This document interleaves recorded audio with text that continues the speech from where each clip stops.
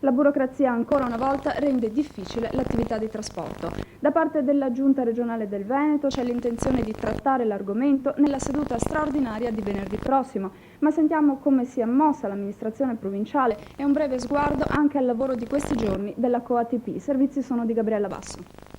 È ancora emergenza nel trasporto pubblico padovano. La Coatp, dopo l'annullamento delle delibere provinciali da parte del Coreco, rischia di rimanere senza soldi. Ma da Palazzo Santo Stefano giunge immediata una risposta. In primo luogo l'amministrazione provinciale chiederà alla Regione Veneto di domandare un anticipo sul Fondo Nazionale Trasporti per almeno una mensilità. Inoltre nel Consiglio provinciale di lunedì si presenterà una delibera di indirizzo con la quale lo stesso Consiglio dovrà fornire indicazioni alla Giunta su come agire. Braccio di ferro invece tra Regione Veneto e il Tribunale. Quest'ultimo vorrebbe l'approvazione di una delibera in cui si stanziassero i 22 miliardi, ma ciò è già stato fatto con la legge regionale. Ma sentiamo il vicepresidente della provincia, Roberto Ongaro. Sì, noi adesso andremo lunedì a rideliberare, sperando che la nuova deliberazione incontri finalmente l'approvazione da parte del Comitato regionale di controllo. E il nostro sostegno nei confronti della cooperativa è ampio e direi assoluto, almeno per quanto riguarda questa fase di emergenza del trasporto. Per quanto concerne invece il problema più ampio di un finanziamento adeguato alla cooperativa, abbiamo già chiesto alla Regione del Veneto di anticipare una mensilità del Fondo Nazionale Trasporti. Rimane comunque un altro piccolo fatto, che la burocrazia ancora una volta smentisce la buona volontà e il lavoro della gente.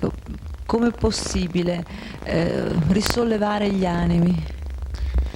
Ma io vedo una forte determinazione sia da parte dei lavoratori e direi anche da parte dell'utenza, che ha manifestato il suo consenso, che aiuta salendo sugli autobus della cooperativa ex ATP anche il buon esito di questa operazione.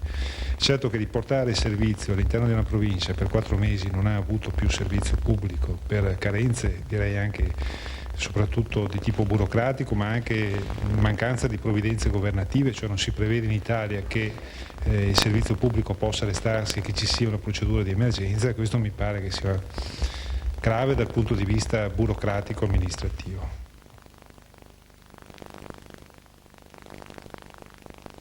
È stata una vera e propria doccia fredda per i soci della cooperativa Coatp la notizia dell'annullamento da parte del Coreco delle 3 delibere del Consiglio provinciale. Non riescono a capacitarsene i lavoratori, tanto più che la rispondenza da parte degli utenti è stata ottima, anzi oltre a quanto preventivato. I pullman sono carichi di gente, ci sono anche passeggeri che fanno il viaggio in piedi. Gli orari in cui si riversa l'utenza sono un po' sempre gli stessi, dalle 7 alle 9:30 del mattino, dalle 12 alle 13:30 e poi verso la sera alle 18. Loro, gli autisti, gli ex dipendenti, ci tengono a far sapere che i prezzi delle corse sono ancora quelli del 92. Le tariffe sono quelle dei biglietti chilometrici e vanno dalle 1.000 lire alle 6.700 lire. Sono inoltre a disposizione abbonamenti settimanali. Per i mensili si dovrà attendere maggiore stabilità della cooperativa stessa.